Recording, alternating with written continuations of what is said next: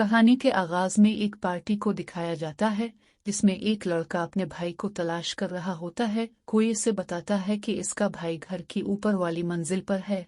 जब वो वहां जाता है तो उधर एक कमरा होता है जिसका दरवाजा बंद था। काफी कोशिशों के बाद दरवाजा खोलने पर वो अपने भाई को देखता है जो कि बुरी हालत में था। वो अपने बाप के बारे में बुरा भला बोल रहा था। इसका बड़ा भाई ये देखकर बहुत हैरान हो रहा होता है क्योंकि इसके बाप को मरे हुए काफी अरसा हो गया था। जब वो नीचे आ रहे होते हैं तो छोटा भाई अपने भाई पर हमला करने के बाद खुद की जान ले लेता है।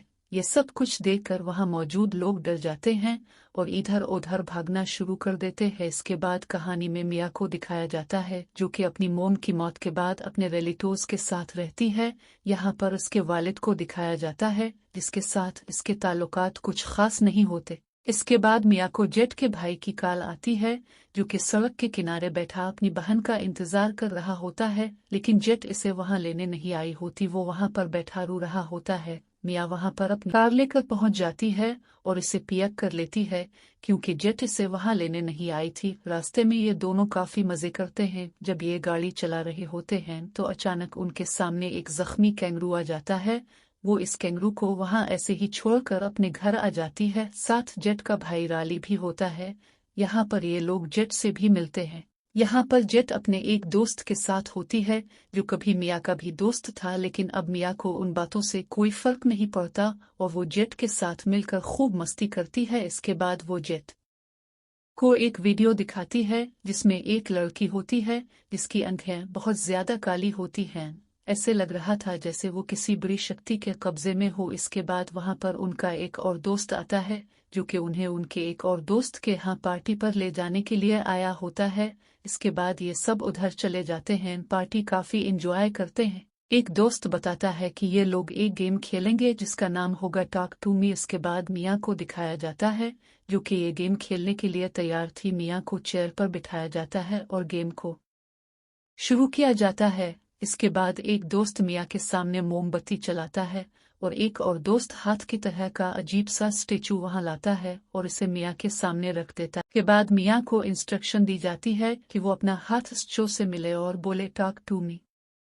सब दोस्त मिया को चेयर्स करते हैं। मिया स्टेचू से हाथ मिलाती है और बोलती है टॉक टू मी। इसके सामने एक बूढ़ी सी अजीब सी दुखने वाली औरत आकर बैठ जाती है और वो बहुत डर जाती है। डर के मारे मिया अपना हाथ स्टेचू से पीछे कर लेती है, मगर फिर अपने दोस्तों के कहने पर वो दोबारा स्टेचू से हाथ मिलाती है और इस दफा वो जैसे ही अपना हाथ मिलाती है स्टेचू से तो वो कहती है आई लेट यू। इसके बाद वो पीछे गिरती है और ऐसे शो करती है जैसे इसके अंदर कोई बुरी आत्मा उग है और वो रायले की तरफ देखते हुए जो कि जेट का भाई है इसकी तरफ देखते हुए कहती है कि वो तुम्हें पसंद करता है। और दूसरी तरफ राली जो कि अपने दोस्तों के दरमियान बैठा हुआ था वो ये सुनकर बहुत डर जाता है क्योंकि वो तो अपने दोस्तों के बीच बैठा हुआ था और उसके पीछे तो कोई भी नहीं था। जेट बहुत परेशान हो गया था कि इसके पीछे कौन है। दूसरी तरफ मिया जेट को कह रही थी कि यहाँ से भाग जाओ। इसकी आंखें पूरी काली हो गई थी जैसे कि इसके बीच वाकई में कोई आत्मा बड़ी अलिफ गई है।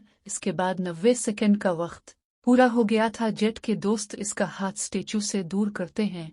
ये सब क्या चल रहा था ये तो हमें कहानी में आगे पता चल ही जाएगा। Coming back to our story. Jet जो कि बहुत ही ज्यादा डर गया था, रात का वक्त हो गया था और इसे अब बिल्कुल भी नींद नहीं आ रही थी, इसलिए वो जेट के पास आता है ताकि वो इसके साथ सो सके, मगर जेट इसे इनकार कर देती है। इसके बाद वो फिर नीचे लॉन्च में आता है जहां पर उसे मिया मिलती है। मिया के साथ लेट जाता है। मिया उसे अपने एक सपने के बारे में बताती है। मिया इसे बताती है कि वो सपने में देखती है कि वो एक शीशे के सामने खड़ी है लेकिन इसमें से अपना अक्स बिल्कुल दिखाई नहीं दे रहा। इसके बाद वो लोग गेम के बारे में बात करते हैं। राली के पूछने पर वो बताती है कि उसे ऐसा लग रहा था कि वो हवा में तीर रही हो। ये सब बातें करते करते राली सो जाता है। मिया इसके हाथ से इसका फोन साइड पर रखती है और उसके सर पर ऐसे प्यार से हाथ लगा रही होती है, मगर हमें दिखाया जाता है कि इसका हाथ किसी ऐसे हाथ की तरह होता है जैसे कि वो किसी शैतान का हो। इससे हमें पता चलता है कि वो इवल पावर जो कि गेम के दौरान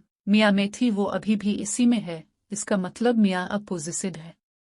अब इसके बाद सुबह का सीन दिखाया जाता है जिसमें जेट की मोम बाहर जा रही होती है और वो बाहर जाने से पहले इन दोस्तों को जो कि अभी भी जेट के घर में होते हैं कहती है कि ये लोग शराब इस किस्म की चीज़ों से दूर रहिए। कहने के बाद वो चले जाती है। इसके बाद मियाँ को दिखाया जाता है जो कि अपने दोस्त से इस शो के बारे में पूछती है कि ये क्या है। वो दोस्त कहता है कि उसे इसके बारे में कुछ ज्यादा तो नहीं पता मगर इसे इतना मालूम है कि इस हाथ को किसी मीडियम की बॉडी से काटा गया है। मीडियम अब आपको हम यहाँ पे मीडियम का बताते हैं। मीडियम वो लोग होते हैं जो कि रूहों वगैरह से बातें कर सकते हैं। वो बताता है कि इस हाथ को काटने का मकसद ये था कि इंसानों को रूहों की दुनिया से जोड़े रखा जाए। इसके बाद सब दोस्त बारी बारी इस शो से हाथ मिलाते हैं, एक दूसरे की वीडियो भी बनाते हैं, काफी इंजॉय कर रहे होते हैं। लेकिन जेट ने एक दफा भी ये गेम नहीं खेली होती और जब इसकी बारी आती है तो वो बिल्कुल इनकार कर देती है रायले के कहने के बावजूद और फिर उसके बाद वो बाहर चले जाती है। इसके बाद मियाँ राली को ये गेम खेलने की इजाज़त देती है, लेकिन कहा जा सकता है कि ये सब कुछ इसके अंदर मौजूद डेमन कर रहा था। जो कुछ वो चाह रहा था वो मियाँ की सोच बनी जा रहा था। इस तरह राली जब खेलने लगता है तो वो कहता है आई लेट यू इन, तो इसके अंदर मियाँ की मोम की रूह आ जाती है जिसे महसूस करके मियाँ काफ़ी इमोशनल हो जाती है। अब चूंकि राली का वक्त ख़त्म हो गया था लेकिन इतने में ही वो शैतान जो कि मियाँ की बॉडी में था वो जेट की बॉडी में आ जाता है। इस तरह जेट अब पोसीस होता है। फिर वो जोर जोर से टेबल में अपना सर मारना शुरू कर देता है। इसके सर से खून निकलना शुरू हो जाता है। थोड़ी देर में वहां पुलिस भी आ जाती है। राली को हॉस्पिटल ले आ जाता है क्योंकि इसकी हालत बुरी थी। पुलिस अपनी इन्वेस्टिगेशन करती है। मियाँ अपने घर चली जाती है। इसके डैड इससे बात करने की कोशिश करते हैं लेकिन वो सीधा अपने रूम में चली जाती है। फिर कुछ देर बाद वो अस्पताल जाती है। इसे पता है कि उसे अब राली के घर वालों से आमना सामना करना होगा क्योंकि इसने ही राली को गेम खेलने की इजाज़त दी थी। जब वो हॉस्पिटल पहुंचती है तो इसका सामना जेट और उसकी मोम से होता है। वो दोनों इस पर बहुत गुस्सा होते हैं और कहते हैं कि इसकी हिम्मत भी कैसे हुई। वो सारा कसूरवार मियाँ को कहला रहे होते हैं। मियाँ ये सब कुछ सुनकर बहुत दुखी हो जाती है। इसके बाद वो वहां से जेट के दोस्त के साथ अपने घर आ जाती है। वो इसको इसके घर ही रुकने का कहती है क्योंकि वो आज रात अकेला नहीं रहना चाहती थी। इसके बाद वो अपने बेड पर चली जाती है और अपने मोम की वीडियो देखते देखते सो जाती है। वो नींद में अपनी माँ को देखती है। वो नींद से उठती है, देखती है कि इसके हाथ खून से बड़े होते हैं, इसके नाखून बुरी तरह जख्मी होती हैं। वो बहुत घबरा जाती है। पता चलता है कि ये भी इसका ख्वाब ही था। वो फिर अपने घर रुके हुए दोस्त के पास जा रही होती है। जब वो इसके पास जाती है तो वो देखती है कि एक शैतान उसके पाँव को चाट रहा है। वो ये देखकर बहुत डर जाती है और चिल्ला रही होती है और अपने इस दोस्त को जानने का कह रही होती है और कह रही होती है देखो तुम्हारे पास कौन है, देखो तुम्हारे पास कौन है। फिर जब जेट के दोस्त की आंख खुलती है तो वो देखता है कि मियाँ खुद ही इसके पाँव को चाट रही थी। वो देखकर बहुत डर जाता है। तो दूसरी तरफ राली जो कि हॉस्पिटल में था उसकी बहन जेड राली को नालवा रही होती है कि जेट के हाथ पर काट देता है और जोर जोर से हंसता हुआ अपना नजर से हंसते हुए अपना सर दीवार में मारता है। सैम यहाँ पर शिफ्ट होता है और होता है कि राल बहुत तकलीफ में है। वो इसे इस तकलीफ से आज़ाद करने के लिए इसे मार दे। मियाँ अपने दोस्तों से मिलती है और सारी उनको बात बताती है।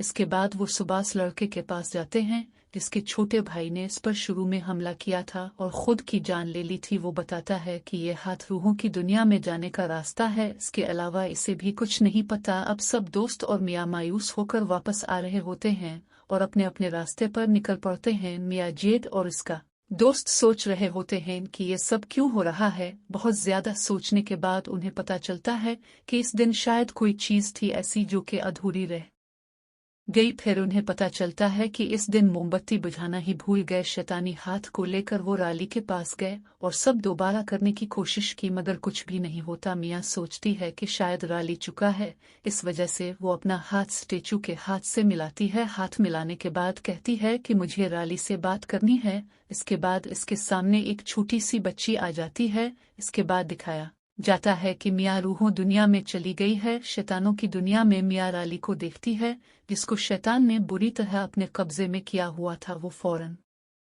अपनी दुनिया में वापस आती है और अपने घर चले जाती मियाँ का बाप उसे उसकी माँ का खत सुनाता है, जिसमें उसकी माँ लिखती है, मेरे प्यारे हस्बैंड और मियाँ, उम्मीद करती हूँ तुम लोगों का दिन बहुत अच्छा होगा। आज मैं बहुत खुश हूँ, मैं बिल्कुल दर्द में नहीं हुई। अपने डैड को गिले लगाती है, जिस दौरान दौड़ खड़ी अपनी माँ की रूह इसे दिखाई देती है, जो मुसलसल एक ही बात कह रही होती है कि तुम्हारे डैड झूठ बोल रहे हैं। वो शैतान मियाँ के डैड के रूप में मियाँ पर अटैक करता है। मियाँ उसके गिले में एक कैंची दे मारती है, मगर थे तो इसके सामने इसके असली डैड ही, जो कि मर चुके हुए हैं। इसके बाद मियाँ जेड को कॉल करती है और इसे बताती है कि वो बहुत दर्द में है और इसे अपने घर बुलाती है। और जेड राली को हॉस्पिटल में अकेला छोड़कर मियाँ से मिलने निकल पड़ती है, मगर मियाँ तो पार्किंग लॉट में थी। वो शैतान राली को मारना चाहता था, जिसकी वजह से इसने जेड को वहां से भेज दिया। जेड मियाँ के घर के सामने आ चुकी थी और वो बार बार मियाँ को कॉल कर रही थी, जिसके बाद वो घर में जाती है और वहां पर उसके डैड की लाश को देखती है, जो कि खून से लथपथ थी। अब जेड को समझ में आ जाता है, वो अपनी मोम को कॉल करती है और मियाँ के बारे में सब बताती है। हम देखते हैं कि मियाँ राली को पहले ही व्हीलचेयर पर बिठाकर वहां से रोड के मुड़ की तरफ लेके जा रही है। सीन यहाँ से शिफ्ट होता है मियाँ की तरफ, जो कि मुसलसल सोच रही थी कि राली को मारना चाहिए कि नहीं, फिर वो इसको छोड़ देती है। जेड भी वहां आ जाती है, जो कि राली को फिर वापस हॉस्पिटल ले जाती है। मियाँ शीशे में देखती है, इसका साया वाकई में गायब हो चुका है, इसका ख्वाब सच हो गया है। अब वो रूहों की दुनिया में फंस चुकी है। फिर अचानक दिखाया जाता है कि रूहों की दुनिया के अंधेरे में से एक मोमबत्ती दिखती है और वो अपना हाथ आगे बढ़ाती है। मोमबत्ती की दूसरी तरफ से एक और हाथ आता है और मियाँ से हाथ मिलाता है और फिर अचानक आवाज आती है, आई लाइक यू। इन किसी का कोई पता नहीं कि वो शैतानी हाथ कहाँ गया। इसी पिलवट के साथ मूवी का इख्तिताम हो जाता है।